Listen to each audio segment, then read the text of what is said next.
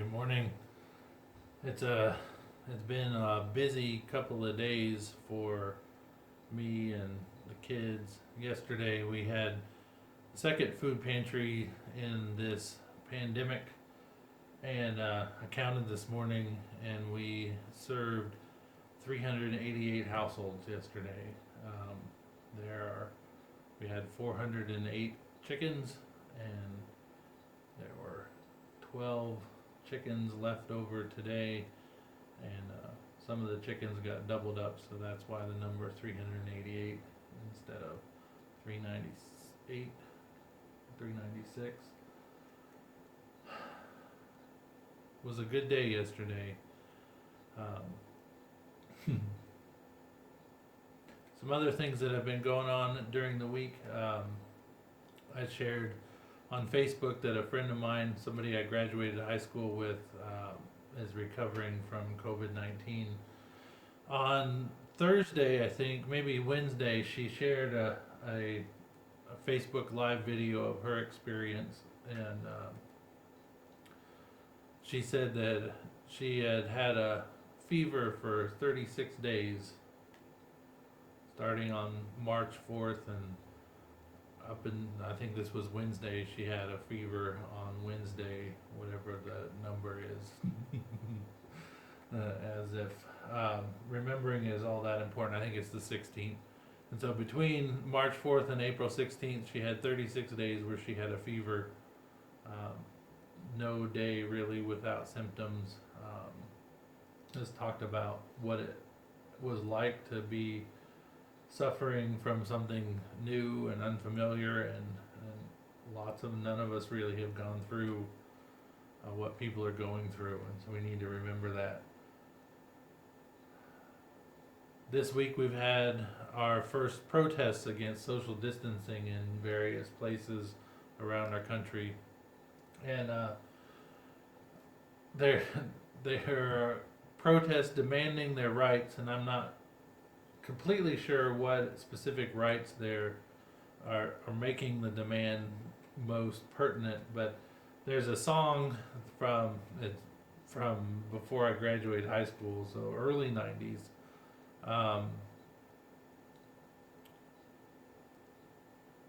that invites us to think about what Jesus gave up, what rights, that was the word that connected in my brain. Jesus gave up his rights. Are you going to give up yours? And it's an invitation to think about what it means to love. A couple years ago in Bible study, we went through J.S. Mills on liberty, and we talked about what it means to have liberty and where liberty begins and ends, and understanding. I hear this in.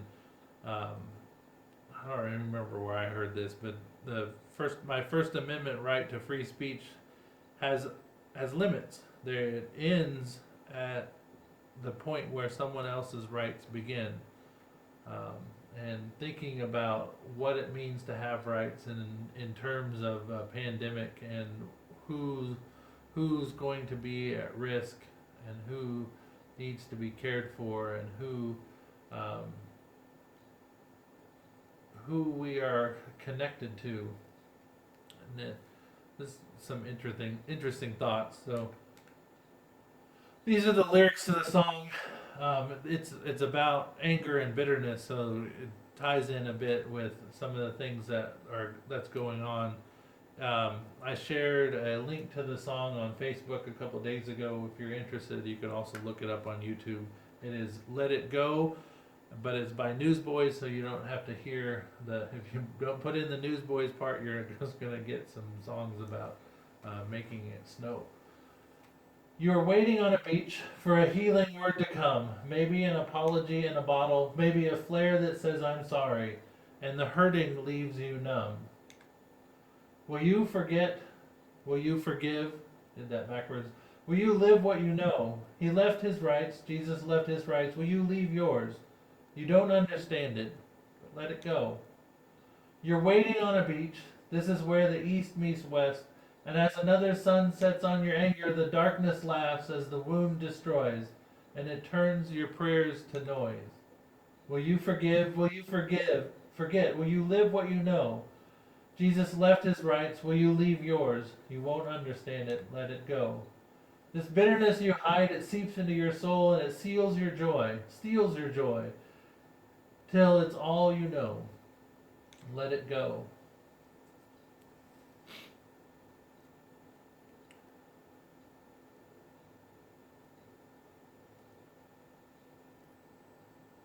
It is helpful to think about what we're doing in terms of generosity and joy, grace overflowing.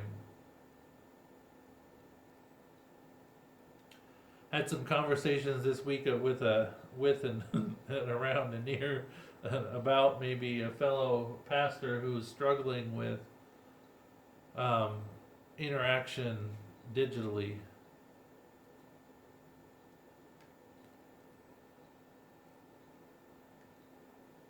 And it is different interaction. My mother and I had this conversation off and on for the internet, Facebook, Zoom, all those kinds of things make connection from distance much more comfortable, much easier, much they provide it when it probably wouldn't happen. But it is not the same as a connection, in physical connection, a face-to-face conversation. That there are so many of people I've talked to who don't like to use the telephone, and mostly it's because that you can't see. There's no sarcasm font, which is a great inhibitor for some of us. But Jesus, this is from John 10:10. Jesus says, "I came so that you might have life and have it more abundantly." And in some ways, it feels difficult to understand that this is a moment where we are having life and life abundantly. And the way we do that is by not being as interacted and as we have been, as we may want to be, as we are used to. It is still an opportunity for grace, and asking for grace and extending grace is one of the easiest sort of fulfilling, generous things we can do. The passage this morning comes from 2 Corinthians chapter 9, and it's about giving. And it's about giving partly because I need to remind you that we're still heating the church. And we're going to talk about giving disconnected from my salary, but there are still expenses that are occurring: insurance and electricity and water, sewage disposal kinds of things, and internet, and all those regular expenses. So please remember the church in your giving. I had a conversation Thursday about the onset of these $1,200 checks and whether the church should take the opportunity to say, "Hey, remember us," in that process. And some people have said no, that the church may not be the best place for that.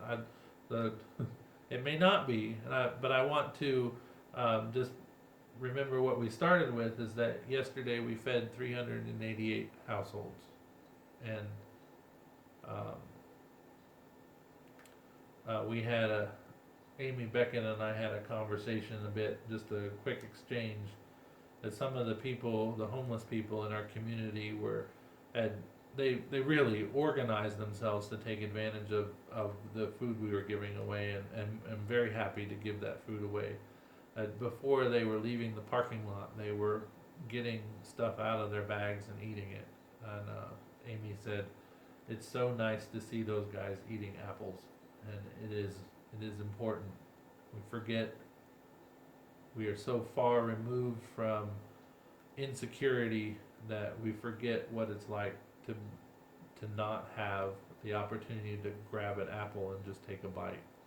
So 2 Corinthians 9, about giving. Remember this: the person who sows sparingly will also reap sparingly.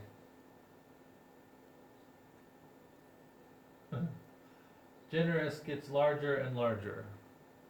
Not generous gets smaller and smaller. And the person who sows generously will also reap generously.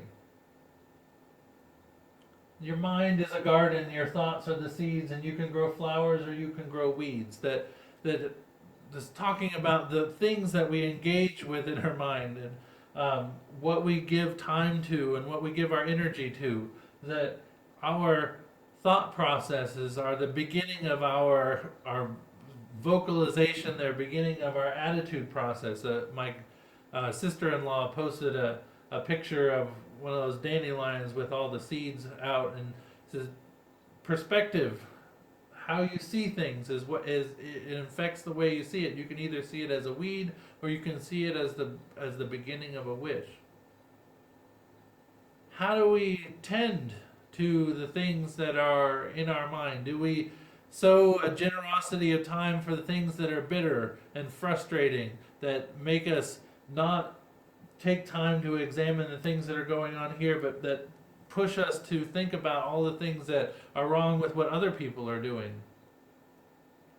We have the opportunity, the responsibility to take some time to till the soil of our minds and hearts, to ensure that it is healthy and productive soil, to, to ensure that we didn't plant the tomatoes in the same place we planted them 2 or 3 years ago, so that the fungus doesn't grow on the bottoms of on the leaves at the bottom of the plant. Each person should do this as he has decided in his heart, not reluctantly or out of necessity, for God loves a cheerful giver. When we think about giving, we cannot say, you have to give the way I give, or you need to give better than me, you need to make my choices. One of the ways in which we cultivate a healthy soil of the mind is understanding that each of us are responsible for tilling the soil of our own minds and coming up with a sense of joy and gratitude and graciousness in the gifts that we give.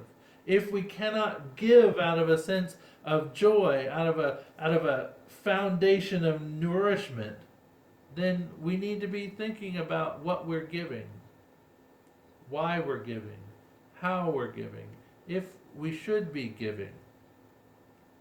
There's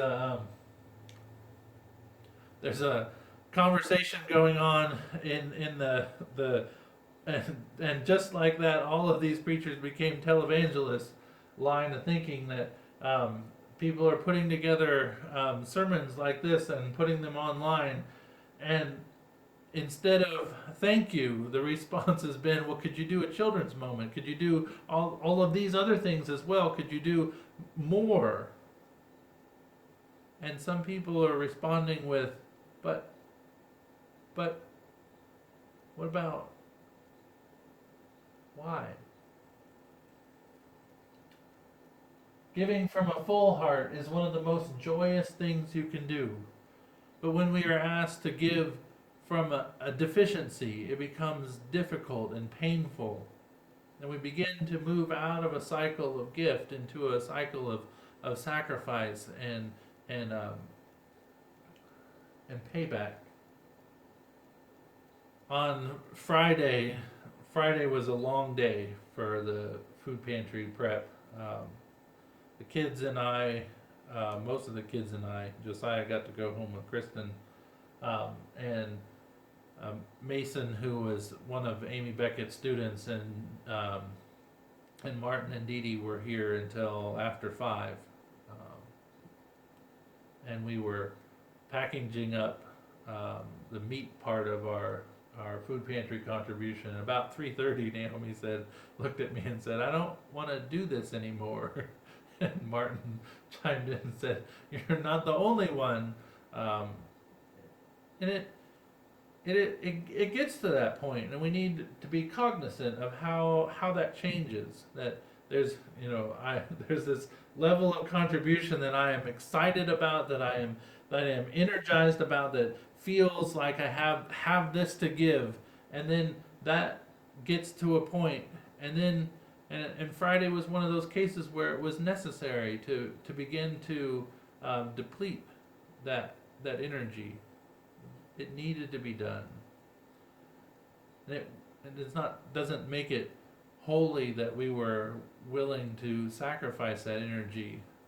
We did it, and not because of any reward. We did it because it needed to be done, and we were the ones who needed to do it. And God is able to make every grace overflow to you, so that in every way, always having everything you need, you may excel in every good work. May the God of hope fill you with all joy and peace as you trust in him, so that you may overflow with hope by the power of the Holy Spirit. God is not at a deficit of grace and generosity. God is not giving out of reserves. God is not giving out of a lack. God gives out of abundance. God's giving is always in that area of, this feels, I have, I can, I want to, yes.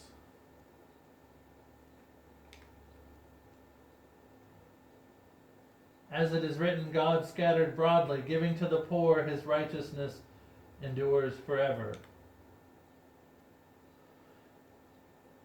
It's a bit of a change in direction, but that is our call in this process. Is to remember that our giving, our caring, our interaction is called to be an imitation of the way God has given. Not as an imitation of what other Christians are giving, but an imitation of what Christ has given. A fullness, a hopefulness, a graciousness, a merciful gift.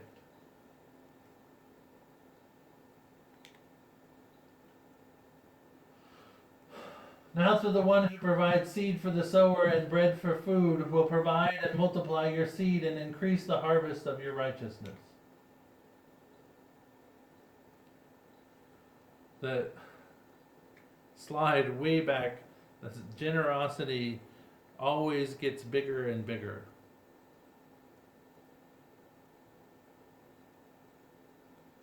It feels good to give. I was thinking of this in terms of sharing germs, but it is not better to give than to receive COVID-19.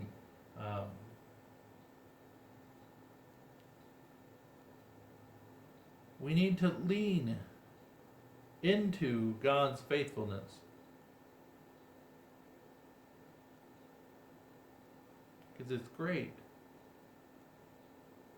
And we can do that when we acknowledge our need.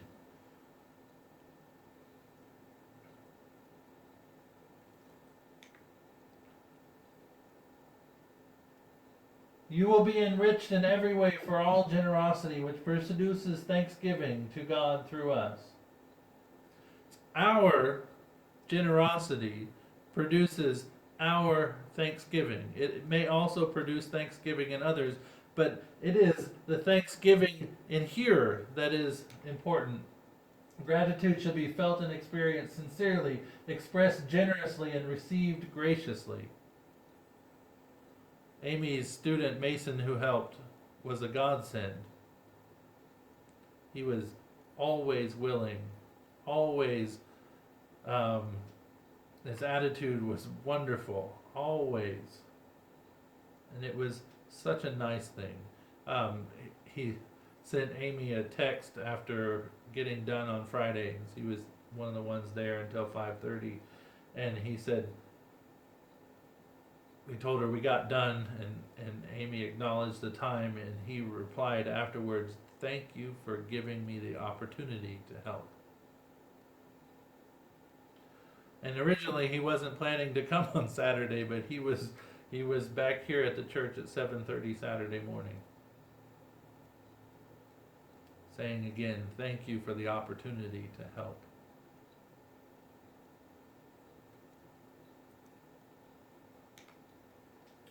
For the ministry of this service is not only supplying the needs of the saints, but is also overflowing into many acts of thanksgiving to God.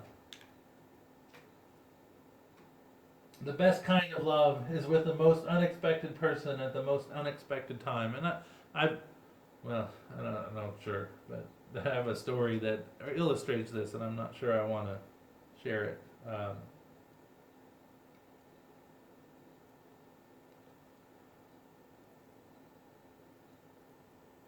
How is our generosity connecting with an overflow of thanksgiving? Are we experiencing the change in I don't know, we still have 24 hours in a day, and time is a social construct and all of that, but we have experienced a sense that we have more time. People are asking questions about, can I learn how to bake bread? Can I do all kinds of these other things? That there's opportunities that we're not as hurried, we're not as regimented as we have been, and so we have what may be a luxury of time or an opportunity of time.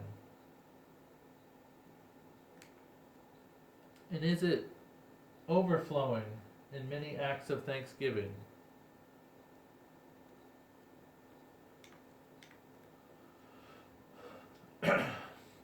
They will glorify God for your obedience to the confession of the gospel of Christ, and for your generosity in sharing with them and with others through the provided by this service. Back to the slide we started with. So our love for God should be evident in our everyday relationships with others.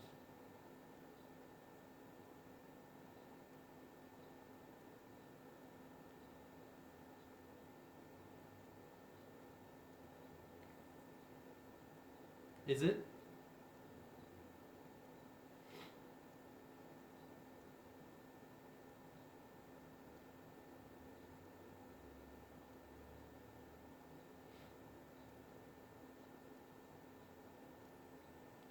Our everyday relationships with others are different in many ways.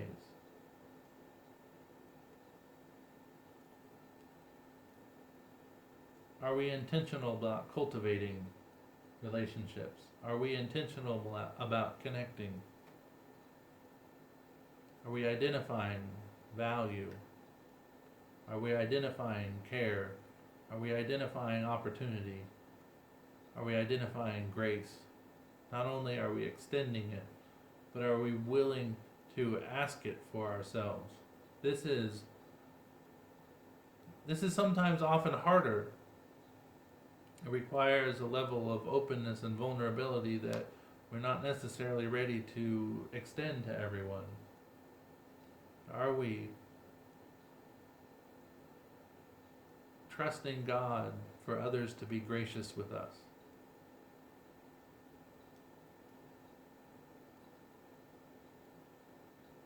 It felt good yesterday.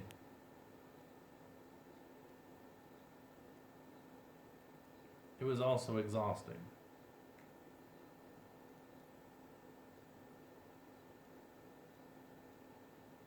It felt good at the end of the day when Amy said to my children, I enjoyed being around you all morning.